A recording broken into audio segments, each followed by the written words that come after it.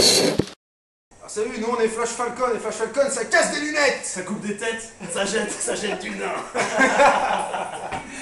Hit, lightning and craft thunder. Oh. Alors toi, bonjour. Bonjour. Est-ce que vous pourriez nous faire une rapide présentation du groupe? Alors Nico, bassiste de Flash Falcon. Paco, chanteur, Flash Falcon. Matt, guitare. Royer, batte. Est-ce que vous... Et Yaraf, guitare, mais qui fait dodo dans la voiture. Ça va. Parce qu'il a trop mangé. Il a la digestion très difficile. Est-ce que vous pouvez nous expliquer l'origine de Flash Falcon? L'origine du Du groupe. nom du groupe et du nom du groupe aussi. Et du nom du groupe? Le nom, c'était Kid des merdes. Ouais, le nom, c'est l'idée. On a galéré à trouver un nom de groupe, on a cherché pendant pas mal de temps, alors il y a toujours des noms qui plaisaient plus ou moins de 3 personnes, aux autres.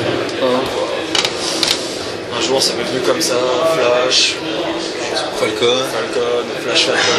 Bon, donc il n'y a pas vraiment de signification précise, après c'est pas forcément. Après au niveau de l'origine La du sonorité, on s'est dit que ça sonnait bien, c'était bien hard rock, bien rock, enfin voilà. Et que au fur et à mesure, on s'en lasserait peut-être pas, parce que c'est vrai que c'est important de trouver un groupe.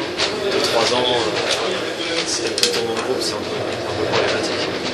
Ça va, on s'en lasse pas. Et quelque part, c'est une justification aussi, parce que sur scène, il y a une énergie qui se développe.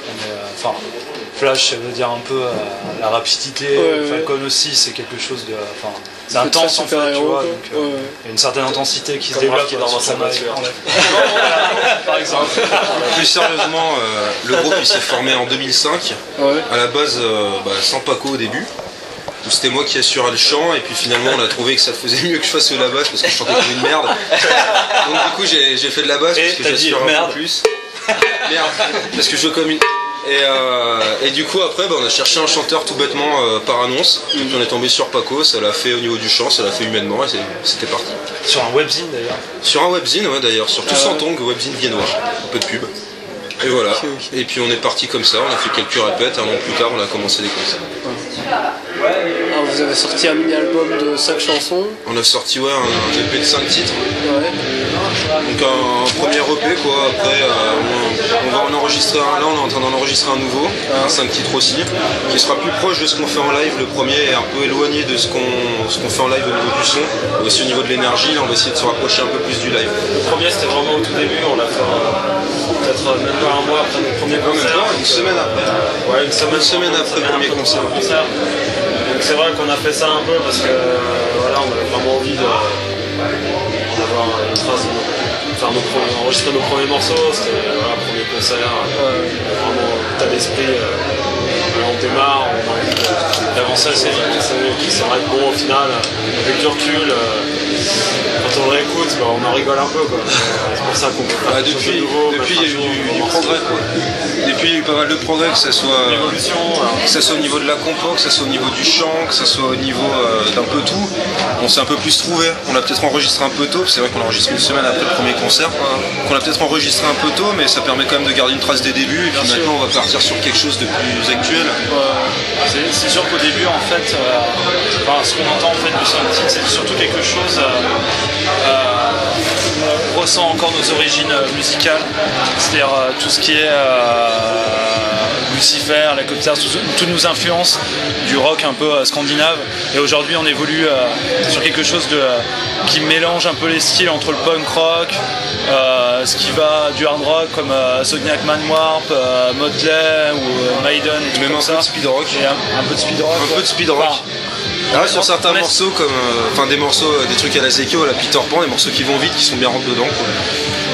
En fait maintenant aujourd'hui c'est quelque chose qui arrive à mélanger nos styles, des styles, et qui personnalise un peu plus notre musique quoi. Voilà, avant on était quand même plus influencé, là on arrive vraiment à trouver de plus en plus notre identité musicale. C'est pas une espèce de truc de maturité, c'est vraiment qu'on se sent de plus en plus à l'aise musicalement dans un univers. Petit à petit tu prends de la bouteille, de par beaucoup de concerts, de par un premier studio et tout, tu vois où tu fais des erreurs, tu vois ce qui est bien, ce qui est pas bien, tu corriges, tu répètes, et puis là on va enregistrer un nouveau truc. qui on l'espère sera un peu plus puissant, un peu plus rentre dedans et qui correspondra mieux à ce qu'on peut voir en live. Parce que bon, on nous a déjà fait la remarque qu'entre le premier CD, le premier 5 titres Fire and Fury et le live, il y avait quand même un certain écart au niveau de l'énergie, enfin de ce que pouvait ressentir la personne. Alors quels sont les thèmes que vous abordez dans vos chansons? Ça faut voir avec les thèmes la plupart du temps c'est quelque chose de très personnel, c'est pas Chose de vécu. des vécus en fait de la vie de tous les jours, sur des histoires de potes qui sont arrivés, des expériences vécues qui nous apprennent un peu au fur et à mesure, jour après jour, la vie en fait. C'est un peu. Moi j'ai toujours été dans l'école de la vie, je vais aller droite à gauche, non mais c'est vrai, c'est quelque chose qui me tient vachement à cœur, c'est de pouvoir écrire des paroles sur quelque chose qui fait partie de moi, quoi. Et de nous aussi en fait, c'est quelque chose d'assez général mais en même temps qui se retouche. En fait, c'est quelque chose que tout le monde peut comprendre, mais que aussi tout le monde peut pas s'identifier, mais que c'est du vécu à nous, mais aussi de beaucoup de gens. Mais on a aussi, quelque part sur les paroles, il y a des choses un peu plus légères qui parlent de tout et rien. Comme ça reste du rock. Ça reste du rock. De soirée, de beuverie, voilà. Ça peut arriver, voilà. Ça reste du rock, on reste quand même un groupe de rock. Avec tout ce qui va avec, quoi. Comment se passe le processus de composition d'une chanson? Alors c'est très simple, c'est les deux grattes. C'est compos. Généralement c'est les deux guitares qui apportent les premières idées, et ensuite tout ce qui est structure, arrangement, ça vient de tout le monde. Après on amène un riff, ça plaît ou ça plaît pas.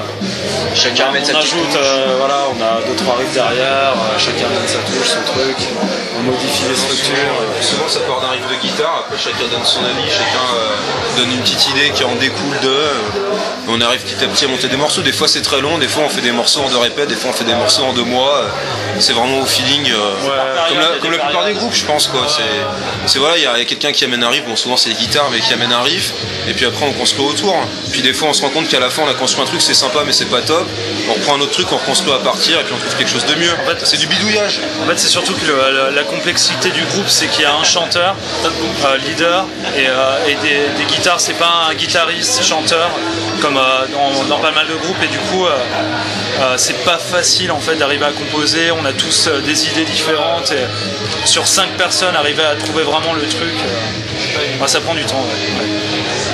Voilà. Alors quelles sont vos influences? On en a cité pas mal tout à l'heure, mais à la base c'est beaucoup de ce qu'on appelle le rock high energy scandinave, qui se fait surtout en Scandinavie, c'est pour ça qu'on dit scandinave. Par exemple Lucifer, Helicopters, même quelque part un peu des groupes comme les Hives. Après il y a du speed rock à la Peter Pan qui ont un son très lourd, très puissant, qu'on essaie de reproduire en live, aussi Ziki. Après il y a aussi une touche hard rock FM 80, ACDC, puis même du hard rock un peu kitsch, comme Accept ou des choses comme ça, Judas Priest. C'est comme expliquait Paco tout à l'heure, on essaye de tirer notre originalité de ce mélange-là de plein de choses, puis chacun écoute des trucs différents, donc tout le monde amène sa part du gâteau, quoi. C'est des trucs qu'on écoutait quand on était jeune, moi j'ai grandi en écoutant Iron Maiden, ACDC,